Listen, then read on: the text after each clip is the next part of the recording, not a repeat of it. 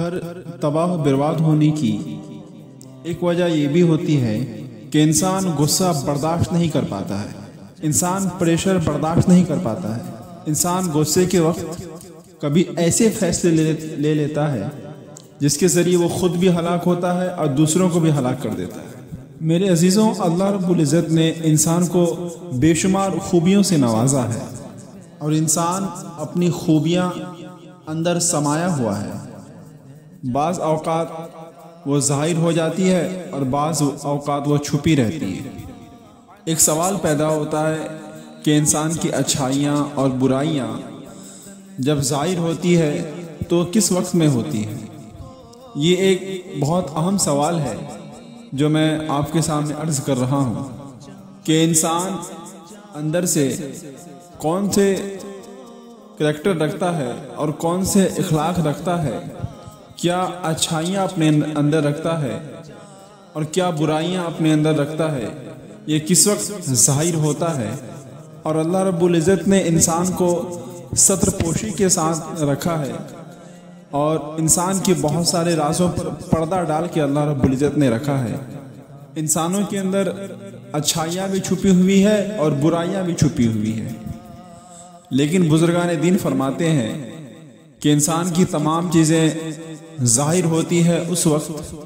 جب انسان غصے میں آپے سے باہر ہو جاتا ہے۔ غصہ جب انسان کو دلایا جائے، شدت کا غصہ اس کے اوپر آ جائے تو پھر انسان کی اچھائیاں بھی معلوم ہوتی ہے اور اس کی برائیاں بھی معلوم ہوتی ہے۔ نیک اخلاق، اچھی عادت والا انسان، بہتر کریکٹر رکھنے والا انسان، اچھی سوچ رکھنے والا انسان، وہ لوگ غصے پر قابو پا جاتے ہیں، اپنے غصے کو کنٹرول کر لیتے ہیں۔ اور اگر اندر سے تربیت میں کمی ہوتی ہے تو وہی انسان اس وقت اپنے غصے میں بے قابو ہو جاتا ہے، اپنے ہوش کو کھو بیٹھتا ہے، جو کچھ زبان پہ آئے سب کچھ کہہ جاتا ہے اور جو چیز کرنا چاہے وہ کر بیٹھتا ہے، لیکن جب غصہ ختم ہو جائے وہ پچھتاتا بھی ہے اپنے کیے ہوئے پر۔ اور بعض دفعہ ہمارے معاشرے میں ایسے لوگ بھی ملتے ہیں جو غصے کے وقت اپنی عزت و آبرو کو بھول جاتے ہیں، اپنی اندر چھپی ہوئی انسانیت کو بھول جاتے ہیں۔ وہ غصے کے وقت شیطان کی طرح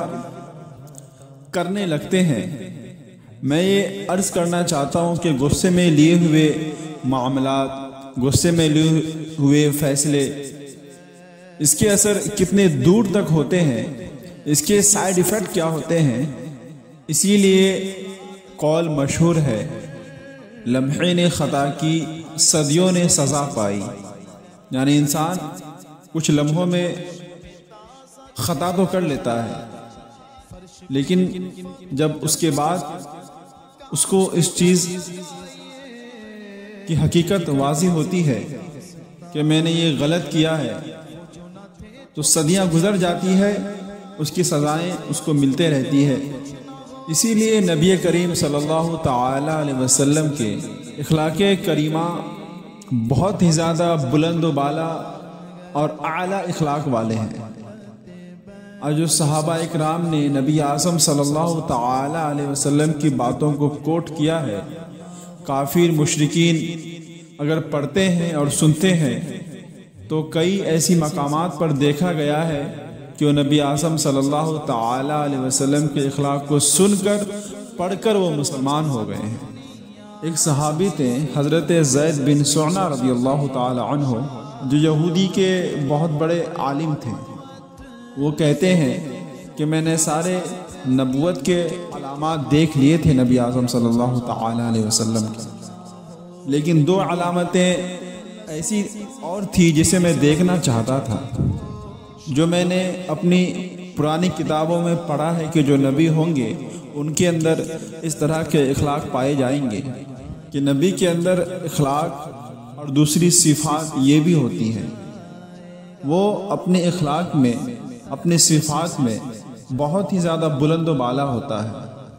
اعلیٰ اخلاق والا ہوتا ہے۔ اعلیٰ صفات والا ہوتا ہے،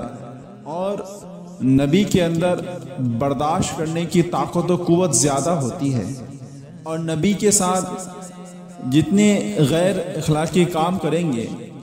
اتنے ہی زیادہ وہ اخلاق دکھائیں گے، اتنی ہی زیادہ وہ بردباری دکھائیں گے، اتنی ہی زیادہ وہ عاجزی، انکساری اور محبت دکھائیں گے۔ یہ ان کی کتاب میں موجود تھا کہ تم اگر نبی کے ساتھ بد اخلاقی سے پیش آؤ تو جواب میں حسن اخلاقی کے ساتھ پیش آئیں گے، محبت سے پیش آئیں گے۔ حضرت زید بن سونا رضی اللہ تعالی عنہ کہتے ہیں کہ میں یہ علامات تلاش کرنے کے لیے، ڈھونڈنے کے لیے کئی دنوں تک لگا رہا اور میں تلاش کرتا رہا۔ اتفاق سے ایسا ہوا کہ ایک مرتبہ میں مسجد میں ہی بیٹھا ہوا تھا، میں ایمان نہیں لایا تھا نبی اعظم صلی اللہ تعالی علیہ وسلم پر۔ ایک دیہاتی آیا نبی اعظم صلی اللہ تعالی علیہ وسلم کے پاس، اور وہ اپنی شکایتیں آپ کو بیان کرنے لگا، آپ کو کہنے لگا، آپ کو عرض کرنے لگا کہ اے اللہ کے پیارے نبی صلی اللہ تعالی علیہ وسلم، میں نے اپنے گاؤں والوں کو کہا تھا کہ تم ایمان لے کر آ جاؤ، اللہ رب العزت تمہارے رزق میں بہت برکتیں دے گا، تمہارے کھیتوں میں بہت برکتیں نازل فرمائے گا۔ لیکن ہوا یہ ہے کہ ہمارے گاؤں میں اتنی زیادہ بارش ہو گئی ہے کہ تمام کھیت تباہ و برباد ہو گئے ہیں، بارش کی وجہ سے تمام چیزیں نقصان ہو گئی ہے۔ وہ لوگ ایمان تو لے آئے میرے کہنے کے مطابق، لیکن ساری فصلیں خراب ہو گئی ہے، کھانے کے کوئی گلے بھی نہیں بچے ہیں۔ ہم گاؤں والے بہت محتاجی میں آ گئے ہیں، مفلسی میں آ گئے ہیں۔ کہیں ایسا نہ ہو کہ گاؤں والے اسلام سے پھر نہ جائیں، اسلام کو ترک نہ کر دیں، اسلام کو چھوڑ نہ دیں، اور اسلام کے بارے میں بدگمانی نہ اپنے دل میں رکھیں کہ ہم اسلام قبول کیے تو ہمیں نقصان ہو گیا، ہم اسلام کیے تو ہمارے ذرائع خراب ہو گئے۔ تو دیہات کے رہنے والے نبی اعظم صلی اللہ تعالی علیہ وسلم کی بارگاہ میں اپنی شکایت کو عرض کیے۔ یہ حضرت زید بن سہنا رضی اللہ تعالی عنہ کہتے ہیں کہ میں بیٹھا ہوا تھا، دیہاتی نے کہا اے اللہ کے پیارے رسول صلی اللہ تعالی علیہ وسلم، کچھ تو آپ عطا کر دیں ہم غریبوں کو، تاکہ میں اپنے گاؤں والے کو کچھ دے سکوں، ان کو اناج دے سکوں، ان کو کھانے پینے کی اشیاء دے سکوں، تاکہ وہ لوگ مذہب اسلام پر قائم رہیں۔ نبی اعظم صلی اللہ تعالی علیہ وسلم نے اپنے قریب بیٹھے ہوئے لوگوں کے نظر دیکھا تو بیٹھے ہوئے کوئی بھی صحابی کے پاس اس وقت کچھ موجود نہیں تھے۔ حضرت زید بن سونا کہتے ہیں کہ میرے پاس سونے کے سکے تھے، 80 مسقال سونے کے سکے تھے میرے پاس۔ میں نے بغیر کہے نبی اعظم کی بارگاہ میں تمام چیزیں پیش کر دی۔ میں نے اس وقت ایمان نہیں لایا تھا۔ میں نے کہا اے نبی اعظم، آپ یہ قرض لے لیں اور جو آئے ہیں ان کو آپ دے دیں اور ان کی ضروریات کو پورا کر دیں، اور جب آپ کے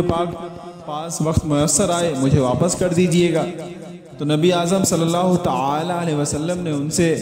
80 مسقال سونے لے لیے اور پورے کے پورے گولڈ اس صحابی جو دیہات سے آئے تھے ان کو دے دیے۔ اور وہ صحابی جو گاؤں سے آئے تھے وہ سونے کے سکے لے کے اپنے گاؤں چلے گئے اور تمام گاؤں کے رہنے والے لوگوں کو غلہ خرید کے دیا، اناج خرید کے دیا، اور تمام چیزیں جو ان کو ضرورت تھی تمام چیزیں ان کو دیا۔ وہ چلا گیا۔ اب بات یہاں یہ ہوئی کہ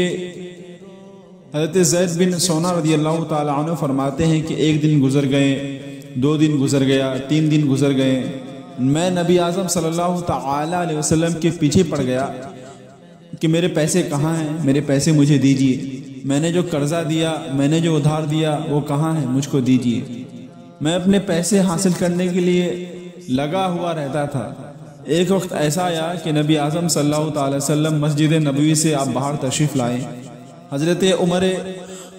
رضی اللہ تعالی عنہ آپ کے ساتھ تھے اور بھی کچھ صحابہ کرام آپ کے ساتھ تھے۔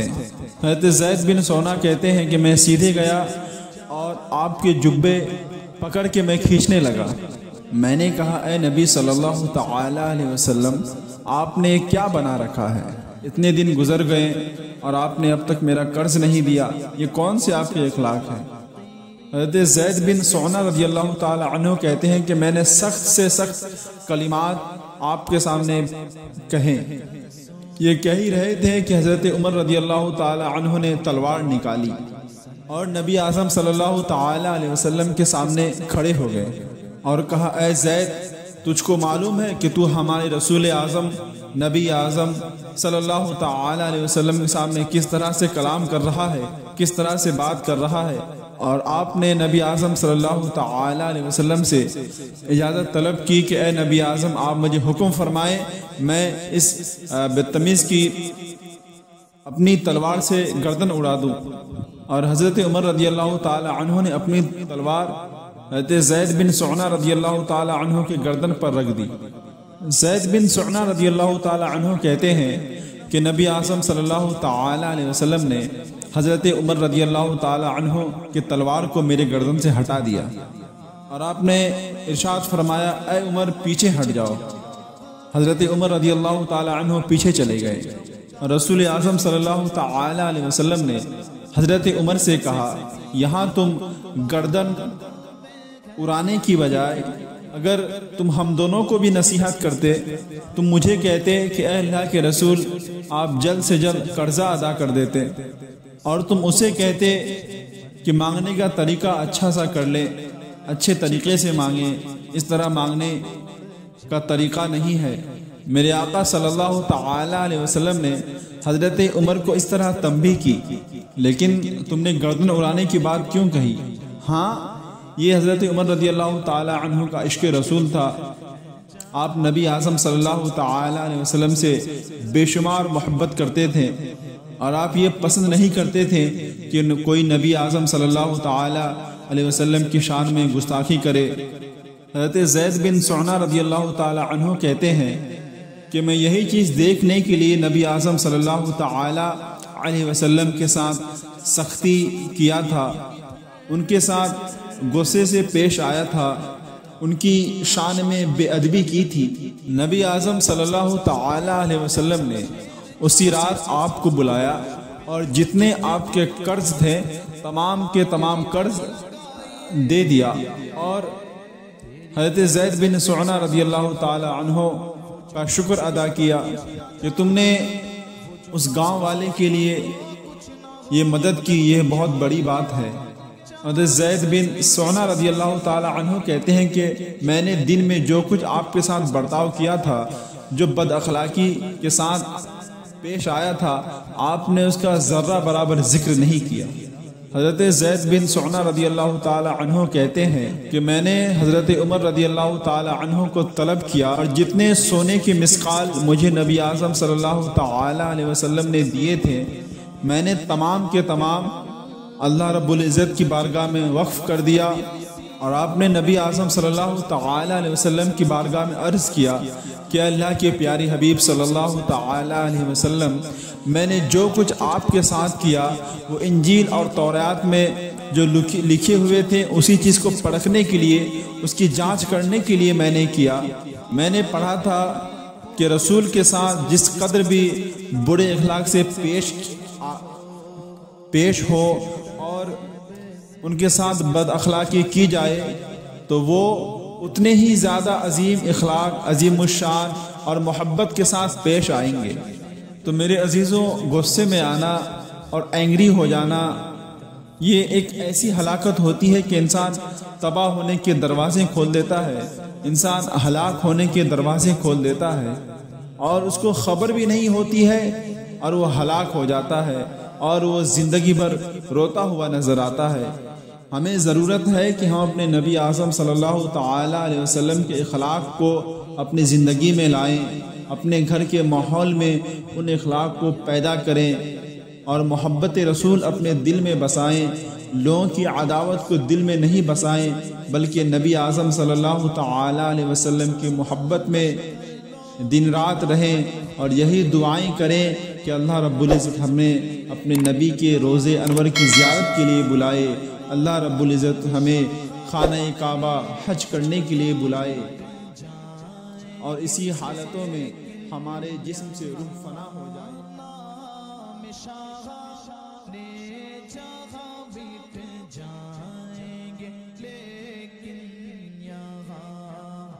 حشر تک نام نشان پنجتن رہ جائے گا، حشر تک نام نشان پنجتن رہ جائے گا۔